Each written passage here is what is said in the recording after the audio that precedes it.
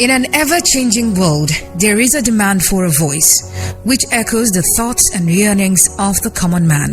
That voice comes with truth. It's a voice of justice, and ultimately, the voice upholds peace. The Voice is Building Bridges, your radio advocacy platform aimed at building trust and fostering peaceful coexistence among communities, ethnicities, and groups. Building Bridges comes up every Wednesday, 11 a.m. to 11:45 a.m. on J101.9 FM, an initiative of Take and Peace Desk with support by Bread for the World.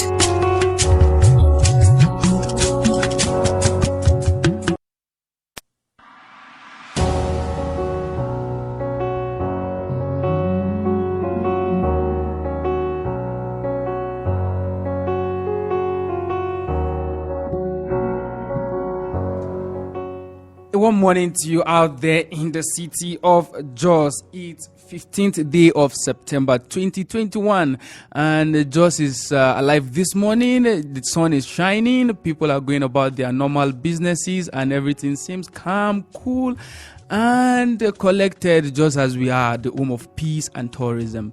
You're welcome to another interesting edition of Building Bridges. My name is Joseph Ojedeji, and Building Bridges is a program brought to you by Take and Peace Desk with support from Bread for the World.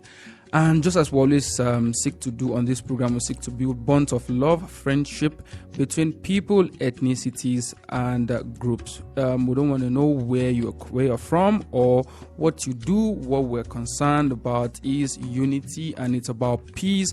It's about your ability to accommodate the other person. It's about your ability to dialogue. It's about your ability to coexist and move forward, irrespective of our differences. That is what we seek to do on Building Bridges.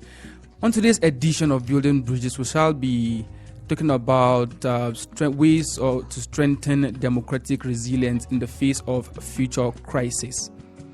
Now, September 15th is designated by the United Nations as International Democracy Day. Now, while this day enables member countries to evaluate existing democratic structures and dividend, as well as aspirations of citizens, along the global best practices. Now, people have actually said, dividend of democracy has been abused over time, where you have people going about saying, this is dividend of democracy, while it is basic duties of the government to do, or basic duties of elected representatives to do, and then it's called dividend of democracy.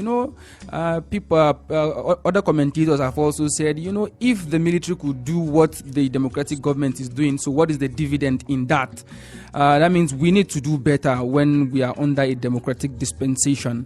Now, this conversation will also be anchored on Sustainable Development Goals 16, which talks about peace, justice, and strong institutions. We're actually looking at the fact that are we actually building our institutions, or we're building strong men at the expense of our democratic institutions, and how sustainable will that be? Now, on this edition of Building Bridges, we shall be discussing ways of strengthening democratic resilience in the face of present and future crises, with keen focus on way forward. The crisis cuts across various stratas of our society. Now, basically, we have issues of insecurity, issues of injustice, also have issues of fundamental human rights, as well as security, which is key to our survival. We'll also highlight the institutions meant to be strengthened as part of furthering our democratic principles and practice. We look at their performance with a way to suggest a way forward and ways of holding them accountable by citizens as well as civil society organizations.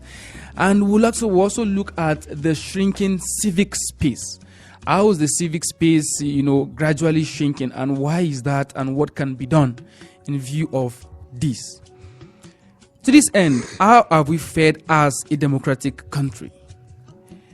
Are democratic ideals essential part of the process of our governance, or they are just there for reference?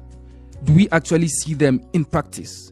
And what is the line between the duties of the government and dividend of democracy as it is?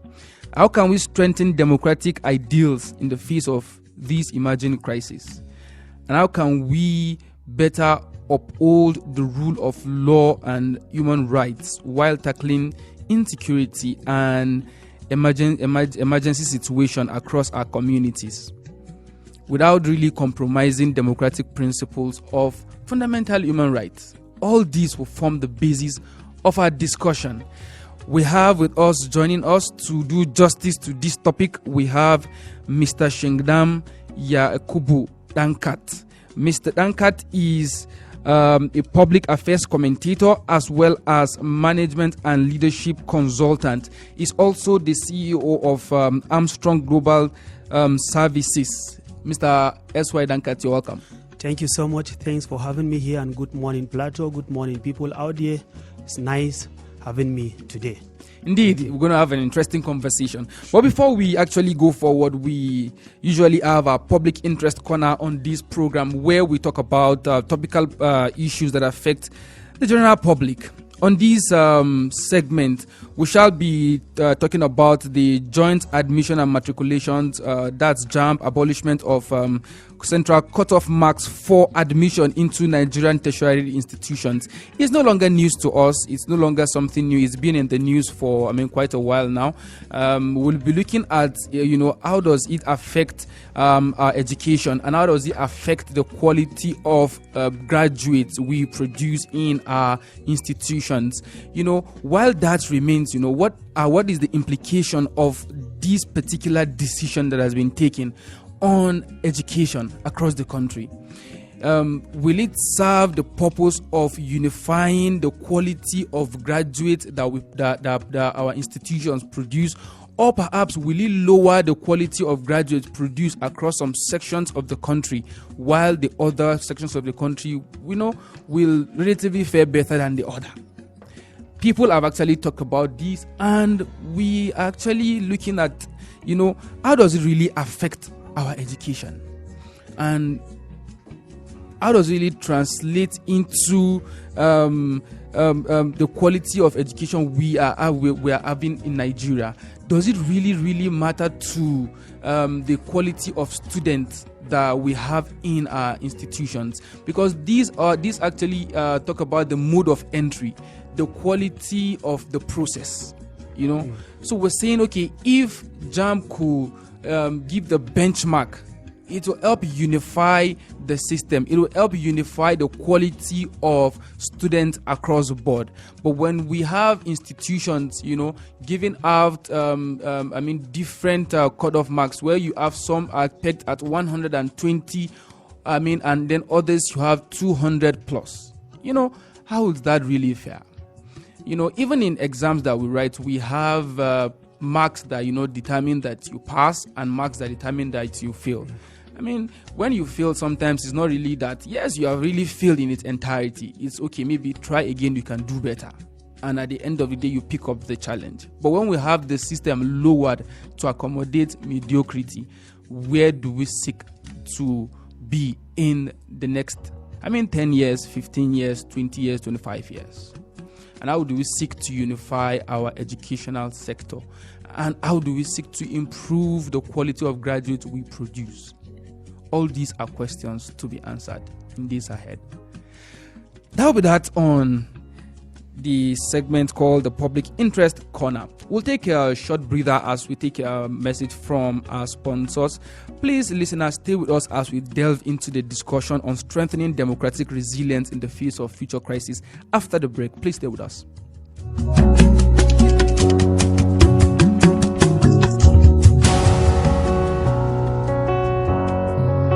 In an ever-changing world, there is a demand for a voice which echoes the thoughts and yearnings of the common man. That voice comes with truth. It's a voice of justice, and ultimately, the voice upholds peace. The Voice is Building Bridges, your radio advocacy platform aimed at building trust and fostering peaceful coexistence among communities, ethnicities, and groups. Building Bridges comes up every Wednesday, 11 a.m. to 11:45 a.m. on J11.9 FM, an initiative of Take and Peace Desk with support by Bread for the World.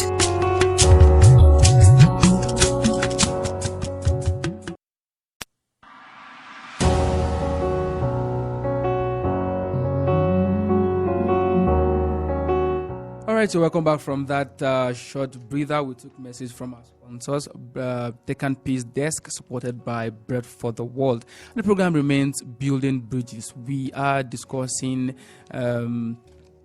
ways of strengthening democratic resilience in the face of future and perhaps emerging crisis. And we have with us in the studio Mr. S.Y. Ankat. Once again, you're welcome. Before we stepped into the studio, we're having a conversation, and it was said that Nigerians are very democratic people. Can you shed more light on that? All right. Thank you once more for having me.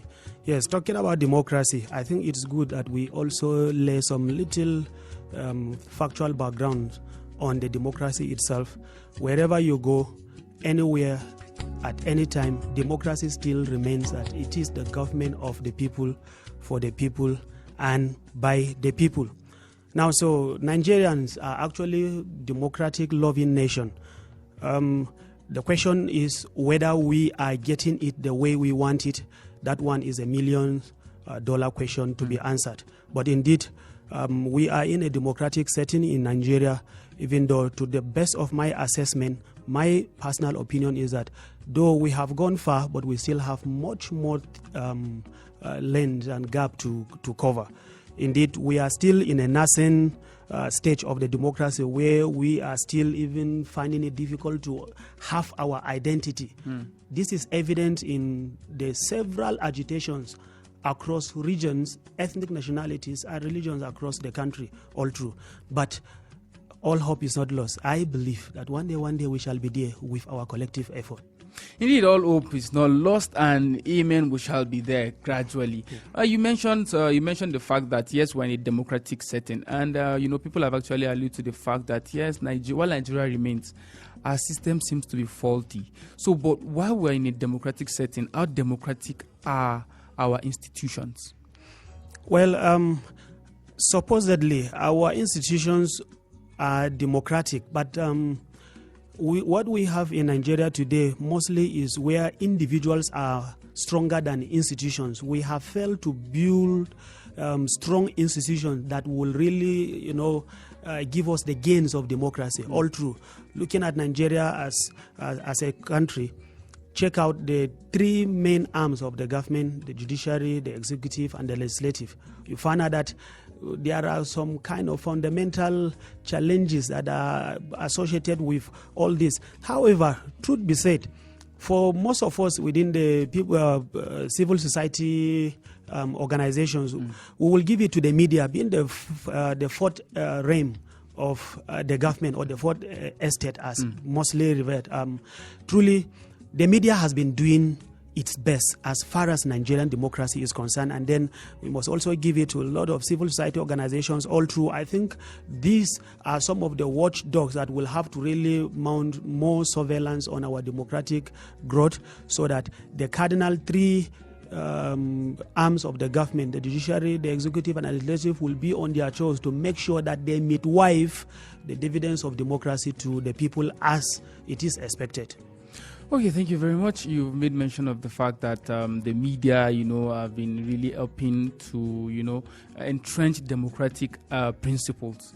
But again, you look at across our communities, there's been this term that has been, bastardized by its usage, dividend of democracy. And some people have really said, what is the line between dividend of democracy and duties of government as it is? Yes. The line, I think, is the will, the political will to implement some of all these things. Because as far as our democratic tenets are concerned here in Nigeria, we have laws, very, very beautiful laws, enshrined in our constitutions, and quite a number of the bylaws and some of the acts of the parliament, all through. But most often you find out that, especially from the executive angle, it is it is really not yet uhuru for us to say that all those very beautiful and lofty provisions we have in our constitutions have not been given the necessary and the commensurate political will to implement it. In most instances, you find out that yes, the laws are there, but then most cases, the laws are meant for some certain persons and probably for some certain times. The same case applicable in one instance, you find out that it's been ignored, but in another one is being pursued with every vigor, all through. And so the line, to me, it is really the strength of the political will to implement all those ones. Surely, the government will be able to midwife the dividends of democracy to the people. By the way, the democratic tenet has it that the government is for the people. And so whatever you are doing and is not for the people, it means you have already even broken the cardinal principle in it in the first place. Thank you very much. We're talking about ways of strengthening democratic resilience. And earlier we made mention that Nigerians are really democratic people. You also made mention of structures and platforms that helps to, entrench these democratic values, such as the media and then the civil society organizations. Now let's look at the concept of democratic resilience itself. What does it really entail? Democratic resilience. All right. Thank you for this question. Now, we must give it to the United Nations for the theme of this year International Democratic Day. It was adopted in 2007, November 8 to be precise, as a day to mark the Democracy Day, as it is the most popular and the easiest form of government across the world, all through. Now, for this year, there were three things particularly that are being projected by the United Nations. Particularly, if you recall, you find out that we are talking about freedom, then two, human rights, and then free and fair elections. So I think if we will guide ourselves across or along these three universal declaration that is supposed to be the thematic sentences or phrases as given and adopted by United Nations for the year 2021. That should just be it. I think we will begin from this angle by saying that our own will be from the issue of credible and fair election, which is the third thing on the provisions of the United Nations for this year.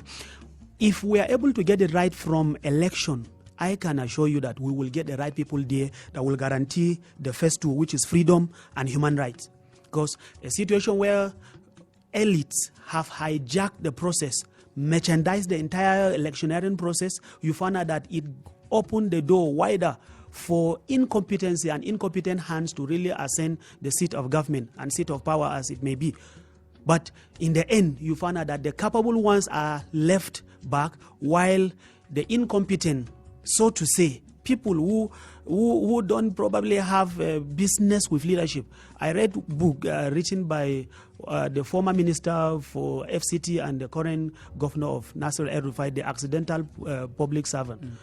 Actually, a lot of leaders we have today in Nigeria are accidental leaders. They were not prepared. They had nothing to do with governance or leadership as far as it's concerned. So people must make sure that they own the process. We must be bold. We must be conscious of our fundamental human rights, that we have the freedom and we have the right for fair representation. By the way, democracy is all about effective and fair representation and participation. And so we must get ourselves involved in order to build a resilience as far as this democracy is concerned, averting any future crisis.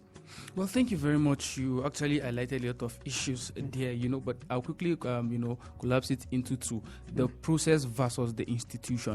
Earlier on, we talked about the institution, strong institution versus strong men, or building strong men versus, strong institutions. So some might have argued that, if the institutions are working, then the process will also work best, or the process will also reflect the wishes and aspirations of the citizens. Because you said, that democracy actually thrives on popular participation. Now, let's look at our institutions. Are they really working the way Nigerians really, really want them to work?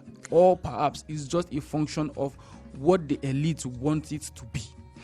Actually, one of the major problems to this is that first, to answer the question, I think is no from the standpoint. Now, to build up on what I have said, sir, you will agree with me that the kind of federal system, the federalism we are practicing, is not the one that is ideally meant for the people. There is every need to decentralize affairs. Okay. You know, the federal government having so much power on the exclusive list is one of the things that is causing lethargy in the processes of delivering the dividends of administration. Take, for instance, a security system, a situation whereby, for instance, you have a particular crisis in a remote area, whether in Karo Namoda in the north or in Lowerin in the Niger Delta, and you are expecting or waiting for a command from somebody in Abuja, all the way passing through various channels of communication. Before you know it, you find out that there had been wanton destruction. And so the process versus the institution, if we can decentralize some of all these things, it will be of a great help. Truth be told, you find out that one person who is up there could, for a reason best known to him or her, decide to hijack or delay the process, all because of what he knows that is in the coffin. And you find out that people have been groaning under some of this inefficiency. The kind of federal system we're practicing now is causing lots of problems, and that is why you find out that civil society organizations, pressure groups, different ethnic nationalities, and then different various geopolitical groups are agitating for restructuring. All it is with the consciousness of this very question in view. We are talking about the processes versus the institution. The institutions are there, but they are just like lame dog. It's just like a car. A car that has the maximum gearing strength to, let's say, 5, and you are driving it at gear 2, for instance. That's the speed you can get from that car at maximum. But if you are able to get it up to that gear 4, and then with all the other factors put into consideration, the maximum speed will be gotten. And that is the problem. We are still somewhere in the middle, not really exploring the potentials of what these institutions in Nigeria can deliver to us based on the processes. Okay, I mean, the ordinary man out there, really wants to have an enabling environment for him to do his business or for her to transact her business. Take, for instance, you're looking at the tomato sellers in the market, just looking, the economic systems, you just want to have a fairer economic system that ensure that, yes, she's able to afford the goods she sells. And then you have somebody maybe into small and medium scale businesses, looking for enabling environment. And yet the system have not really been able to deliver all this to them, because these are the aspirations. They just want to really have, a working system. And we're looking at how to really strengthen our democratic resilience in the face of emerging crisis. Part of the emerging crisis is economic. Part of the emerging crisis is perhaps maybe the social as well. And then coming down to the middle, we have the emerging crisis, perhaps injustice, leading to various forms of attacks, and as the case may be. How do we seek to put an end to all this? All right. I think also this one is also the function of delivering the democratic principles or dividends to the masses by the government. What I mean by the government mean people at the helm of affairs of the government. With respect to what you just raised now, there are two things that are key and fundamental to having the enabling environment for businesses to thrive, for life, to live in peace, for tranquility, for peaceful cohabitation, and the rest of them. Number one is policy, and number two is security. Now, policies of Nigeria concerning the business community is what matters most. For instance, within a span of let's say 4, 5, 6 years, we have had the dollar, from the official market, not the parallel market. It was below $200, 200 naira to $1, somewhere around 2014, 2015. Today, we are talking about over 400. Now, that is like 300% increase in the price of dollar. You earlier made mention of the local tomato seller. Of course, the local tomato seller will have to meet up his or her own needs, because cost of importation have increased. The government is not helping the manufacturing realm in Nigeria to to make sure that we have a very buoyant local content for manufacturing. And so we depend largely and so much on importation. We have to spend so much dollar in importing something that we can do it here. And so it's affecting everything. The tomato seller will tell you that she or he need to increase the prices of tomato in order to have the means to probably, take care of bills. Maybe school fees or health issues, and the rest of them transportation and the rest. So you find out that it all depend on that. Then the second one I had said is security. When there is security, you find out that people are so free and they have the freedom to be in businesses, production and also distribution, all true. But once the security has been breached, of course, you are no longer free. Take an instance, what is happening in the Northeast for the past how many years? People can no longer go to farm, people can no longer freely go to their to markets, and so it has decapitated people of their economic powers. And so the means of livelihood has gone very, very extraneous. Now in the Middle Belt, we are having the issue of herdsmen versus farmers clashes, or the insecurity related to that. People can no longer freely go to their farms. When farms are being invaded by cattle, for instance, people are kidnapped on daily basis across the nation. And so those are the things that you find out that it reflects in the harsh economy. Prices are increasing because even the content of the local capacity that we can do, we are unable even to attain it because of issue of insecurity. So all the same, we still depend on importation. Even the few imported ones cannot equitably and effectively be distributed across the nation based on insecurity. So if you look at it, the policies of the government matters a lot, and again, the issue of addressing security will matter a lot. Okay, the discussion is getting very interesting here in the studio with Mr. S.Y. Dankat.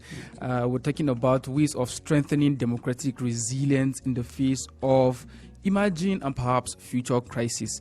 We've actually highlighted a lot of issues, the process versus the institution, how to actually deliver the dividend of democracy to the masses, as the case may be. Well, we'll be opening our phone line shortly. You can join the conversation. You can also go to our Facebook page, www.facebook.com/Take-and-Peace Desk. The conversation is there. You can drop your comments there.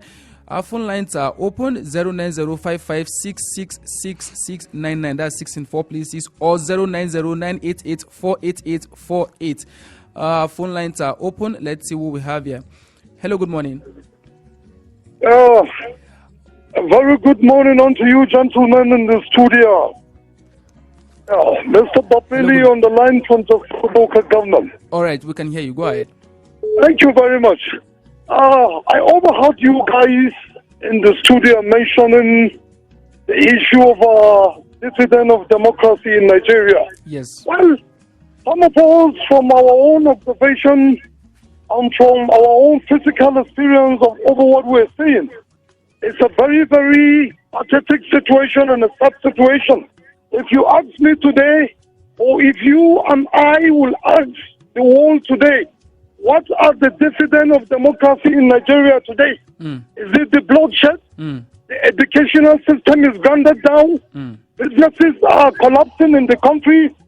Foreign expatriates and nationalists are withdrawing their businesses outside Nigeria, moving out of this country because of the act of insecurity in Nigeria today. So where is the hope today? And then one of your guests in the media station there mentioned a very strong point of some key issues there. Okay. The issue of insecurity has become a challenging issue that has come to stay. The average Nigerian does no longer have a hope on the federal government and the federal security agencies of this country. Why? Because we look at how the federal character and then the quota system have been bastardized in this country. One particular region and few ethnic groups from the northern part of this country have dominated all the key forces of the security agencies of Nigeria today. Tell me, if there are no equation of balance in terms of security position and sharing formula with other regions in this country, how are you going to get the security issue right in this country, for God's sake? Where do we have a hope on the APC regime in this country? One life has been lost on daily basis. For God's sake, gentlemen, let me allow you and others too to flow in the line. Indeed. May the Almighty guide us and grant us a pleasant day. Amen. Amen. Thank you very much. Let's see what we have here. Hello, good morning. Okay, I think we lost that. Please, when you call us, tell us your name and where you are calling from. Please be solution driven. Don't be flippant. Go straight to the point. And then you give others the opportunity to also, give their thoughts on what we are talking about. Our phone lines are still open: 09055666990, 09098848848. We're looking at ways of strengthening democratic principles in the face of emerging crisis. Hello, good morning. Hello, good morning. Good morning. Thank you very much. My name is Sadiq Umar. I'm calling from T Junction. All right, Mr. Sadiq, we're glad you called. Please go ahead. Thank you very much. Your guests have spoken well. Actually, when we check the benefit of democracy in Nigeria with this present administration or with this institution is something that is very, very miserable. Seeing how the democracy have been frustrated by a means of dictatorship, because when we know that democracy is a government of inclusive, all the policy of this government that not people are not included, because most of the policy of the government are not intended with the people's opinion, and the government do not consider what do the people need that will help the people live in that. Because when we check the issue of insecurity is the number one thing. We have been complaining of this insecurity, but what is the reaction of the government in the issue of the insecurity? We have not heard of any changes that the government have bring in the system. The government will just come out and condemn every clean and condemn every happening and just to lock the people down. There's not any action that will not do that, yes, this is what have happened or this is a reason that the government have taken. So, and secondly, like this issue of election, when we're talking about democracy, we know that we vote our leaders through election. Absolutely. For example, now people have been complaining that the process of voting that leaders is not pure. The people do not want it. And we are calling on the government to sign a new electoral bill, whereby in the process of signing the new electoral bill, some people are declining transmission of the results. Some people are saying, yes, this is what we want, but we're supposed to modernize our things. The people, the government have to look for people's opinion. Okay. We should have a town hall meeting so that the government will know what and what people want. Then the government will now work on it. It's not when they will just decide on their own. Thank you very much. Thank you very much, Mr. Sadiq Umar. Hello, good morning. Morning, Emeka. I'm calling from Terminus. All right, Mr. Emeka, we're glad you called. Please go ahead. Well, when people talk about democracy, the question is, yes, we're in democracy, but you have military men. Once military men, they dropped their khaki, they're wearing babariga, and we still say we're in democracy. For me, it doesn't even make sense. Okay. People who were once former retired this, retired that, and that is why you see they are not even conversing with the people. The conversation is not there. Okay. Someone who is always a soldier, he feels like he can take all the bullets and he can bring all the solutions. If really we are really enjoying democracy, if really we are into this democracy, democracy is an avenue where you listen, you interact. Political parties are there. Those political parties are the symbol of democracy. Without political parties, without the National Assembly, there would never be a democracy. Absolutely. The political parties are represented in the National Assembly. But when you get to the National Assembly, you see those guys there, you all think about themselves.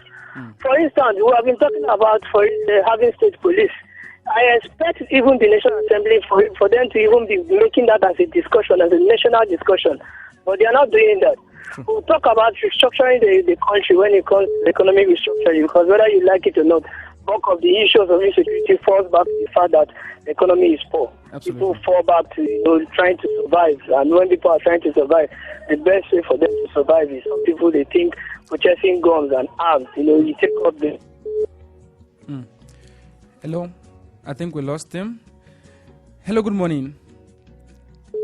Hey, good morning. Yes, good morning. Yes, this is Ignatius from Tina Junction.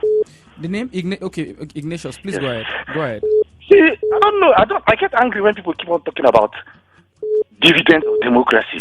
Absolutely. Dividend of democracy. Absolutely. It's misleading. We should stop using that word dividend of democracy. Absolutely. My problem is not who is contesting, whether the person is a retired general or not. Because in America, you have retired generals becoming president and so on. But the way we operate it. See, go to Russia. It's not a democratic country. Go to China. It's not a democratic country. Yet, like in Nigeria now, for example, they tell you somebody provides road, they say dividend of democracy. Someone provides water, they say dividend of democracy. Education, dividend of democracy. Before this advent of democracy, were we not having good roads during the military era? Absolutely. We were not having good houses and good education. After all, it's even the democracy that destroyed all these things. If you go to China, they have better roads. Yet it's just one party system. The communist, just few special persons in the communist party appoint the president. Go to Cuba, they don't have democracy. They have better roads than what we have here. Go to Russia. Go to North Korea, a fascist country. Are we saying that they don't have roads in North Korea? Go to other parts of the world. Go to Saudi Arabia. They don't have democracy. But when we compare the things, the facilities they have there to what ones we're having here, dividend of democracy is one, right to choose. Right to choose. And when you choose that your decision will not be subverted by way of region. Dividend of democracy is freedom of the speech. Freedom of speech, freedom of the press, freedom of religion, freedom of association, fundamental human rights. Absolutely. Ask yourself, do this exist here in Nigeria? Where people will go and vote, and then somebody will go and change it as a returning officer, and you say dividend of democracy? It's because the Nigerian citizens themselves don't understand what democracy is all about. That is people come parading themselves, telling you when they give you small water on that road, when they commission road that is not even well constructed, they tell you dividend of democracy. We need to sit up. All right. Is it not this democracy that they ban Twitter and other? All right. I think you made your point. Let's see what we have here. Hello, good morning. Hello, good morning. Hello. Hello. Yes, good morning. Good morning. I can hear you. We're glad you called. Please go ahead. Yes, this is Dengiang Pam, all the way from here. All right, Mr. Palm, please go ahead. Yeah. You see, all your viewers have spoken my mind, but then just add all to chip on. You see what is eating me pertaining the present government. The worst part that is eating me, we have, about this insurgent that, that has been hampering, nogging all, people, innocent people of Nigeria. We have never heard of anything for others to deteriorate, only to hear of to rehabilitate them. Okay. And we have never heard of them, talking of rehabilitating those that they have, these insurgents has made them to lose hope within their life.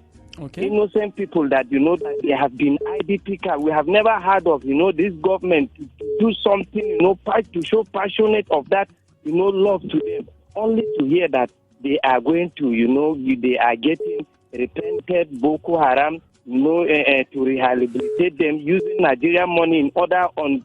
We will not even heard of anything like prosecute these people. Other than others it will be a lesson to others. We have never heard of. That's the worst part that is teaching me. Okay. The worst part that is teaching me in this administration. All right. Thank you very much. I think let's have this last call and then we'll react to it. Hello. Good morning.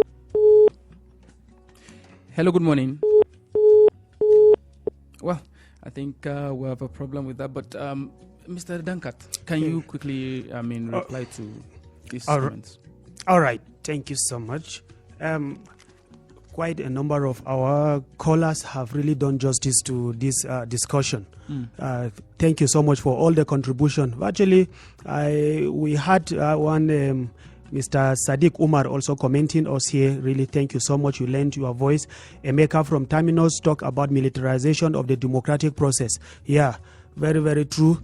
Even though certainly there's nothing bad, there's nothing wrong for a retired military personnel to contest for democratic position or elective position in a democratic setting, provided he or she lives by the norms and the tenets of the democracy. What people have always been agitating is really the transfer of military mindset even into civilian administration. Sometimes has a little problem. Have we been able to do that, with experiences?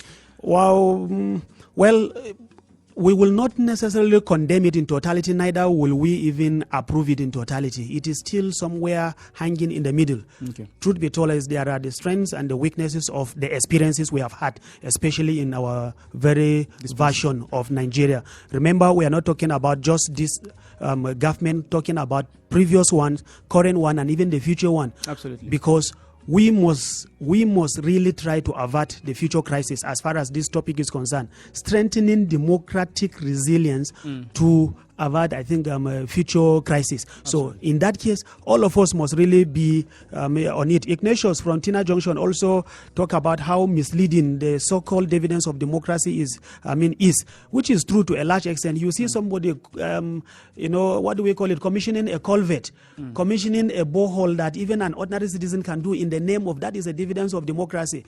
They actually have good and humongous amount of money being allocated for some of these projects, but then giving the people just peanut because the people have completely been, skewed into poverty. So the little you give them, they feel you have even tried. Whereas that is not it. And that is why the masses must be enlightened. We must really get to know our right and get involved into some of all these things so that we can demand for fair representation and also participation as far as democracy is concerned in Nigeria. All right. Can you give us your last thought? Because this program is community-based program. So, what's your advice to community rural dwellers on how to really strengthen democratic resilience, perhaps how to hold leaders and institutions accountable, even at the local level, before we even get to the top? All right. Now, my word to this is that I will also take it from the thematic statement of the United Nations General Assembly for this year's International Day of Democracy, which is Stand Up for Human Rights. I will urge everybody everywhere to really stand up for his right. The underlying word is the rights as enshrined in the Constitution. And I think we should be committed to a future which we recognize human rights and the rule of law as fundamental human rights.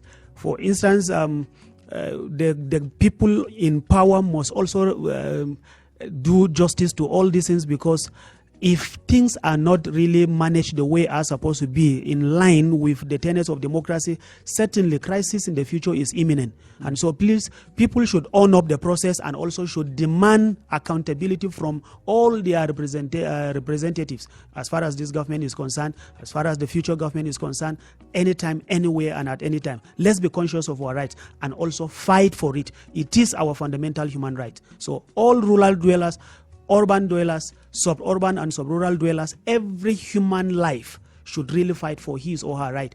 That is how we can avert any future crisis as far as democracy is concerned. All right. Thank you very much, Mr. S.Y. Dankat, for coming to the program today.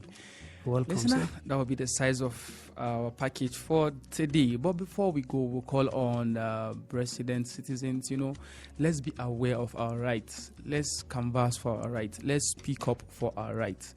Democracy thrives on participation. Let's participate in the processes. The continuous voters registration is going on presently. If you don't have a PVC, please go out there and get yourself registered and get your PVCs. That will be your passport, because democracy basically thrives on free, fair, and credible elections. Let's not see the process. Let's just say the election will not count, and let's not stay away. Let's participate and let's ensure that our votes count. It's also part of the democratic dispensation. And let's also hold our leaders and institutions accountable. To best standards. Let's not lower the standards. We voted them there. It's a trust we've given to them. So let's hold them to account, as the case may be. Let's engage with our representatives, with our lawmakers at the community level. Let's engage with them. Let's discuss with them. Let's dialogue with them. Let's talk to them. Hey, represent us well. This is what we need. This is what is happening. It's all part of the beauty of democracy. Let's ensure that we entrench these democratic principles in our affairs, even at the community level.